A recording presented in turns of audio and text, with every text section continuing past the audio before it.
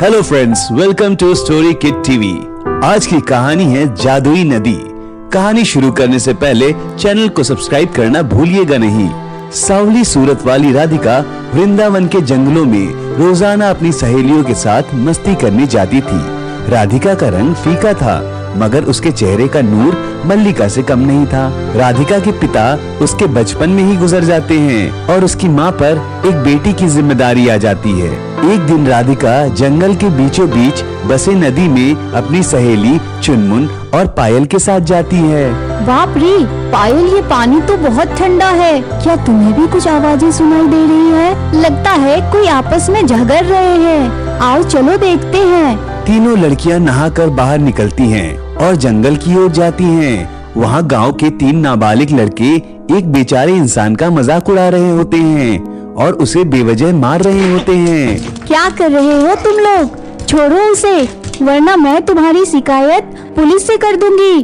तुम लोग जानते नहीं हो मैं कौन हूँ और क्या कर सकती हूँ। राधिका की बात सुनते ही वो तीनों लड़के घबरा जाते हैं और वहाँ से भाग जाते हैं। ये लोग तुम्हें क्यों परेशान कर रहे थे? मैं एक आम इंसान जैसा नहीं हूँ। मेरा आधा शकल काला है और आधा गोरा, इसलिए सभी मेरा मजाक उड़ाते हैं और मुझे पत्थर से मारते हैं। इंसानियत नाम की चीज ही खत्म हो गई है आजकल।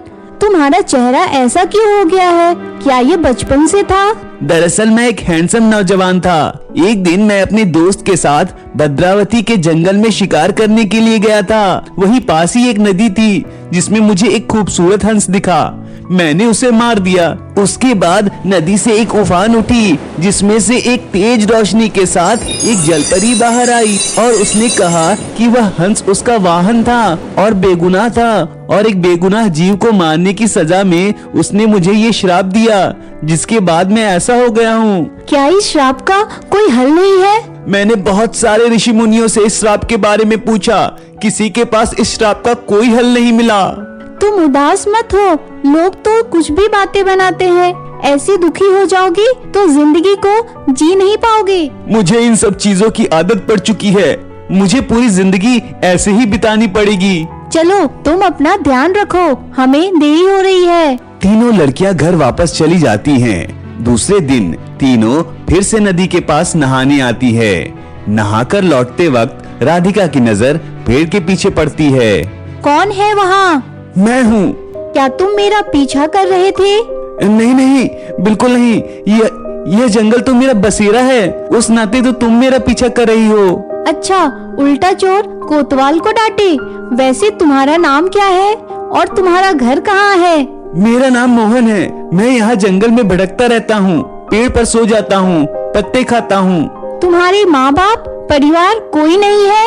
एक समय था जब मेरे पास एक पूरा परिवार था, मगर मैंने समय के साथ सबको खो दिया है। मुझे माफ कर देना, मैंने चुनमुन के लिए ये आलू के पराठे लाए थे, इन्हें तुम खा लो। उसके लिए मैं घर जाकर बना दूंगी। शुक्रिया। मोहन उन आलू के पराठे को बड़े चाव से खाता है और डकार मारते हुए नम आंखों से कहता है, तुमने मेरे लिए जो किया है वो और किसी ने नहीं किया। एक दोस्त का फर्ज निभा रही थी बस। तुमने मुझे दोस्त बोला?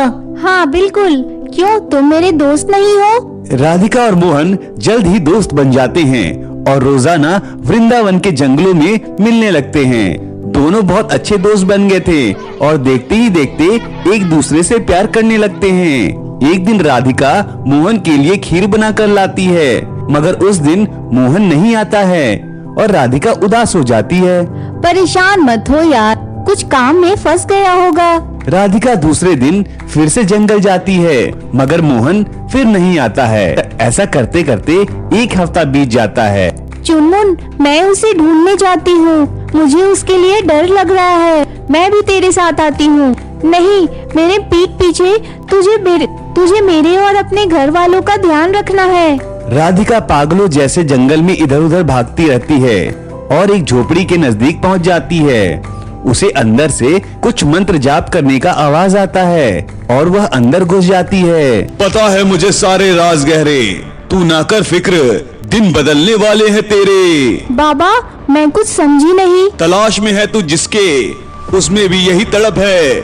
रुकना ना तू, करीब बस तेरी मंजिल है। सुनहरी तितलियों के छाए में घने हरियाली की बीच से जो लौ निकलती है उसमें है हल सारे तेरे परेशानियों का।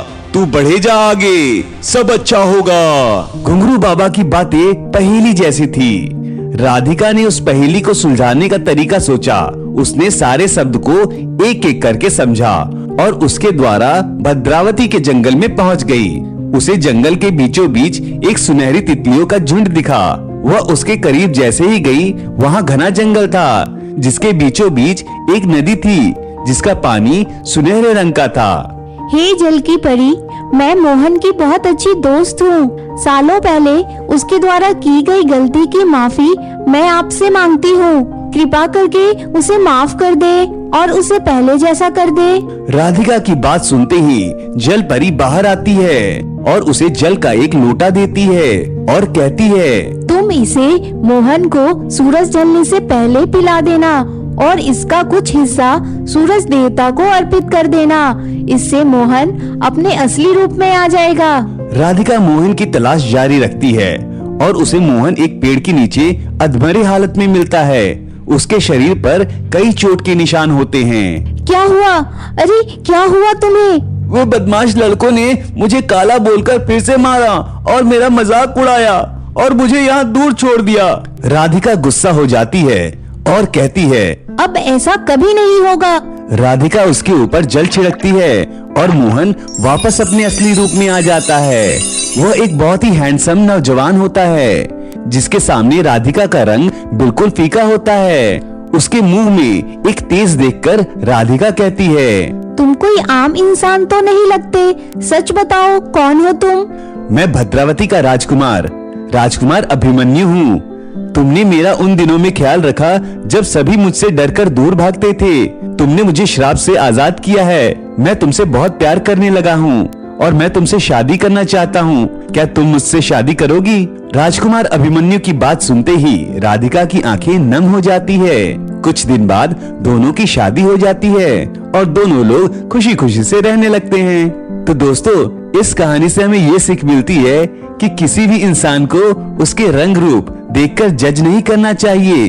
खूबसूरती सीरत में होती है, सूरत में नहीं। कहानी कैसी लगी कमेंट करके जरूर बताइएगा और चैनल को सब्सक्राइब करना भूलिएगा नहीं।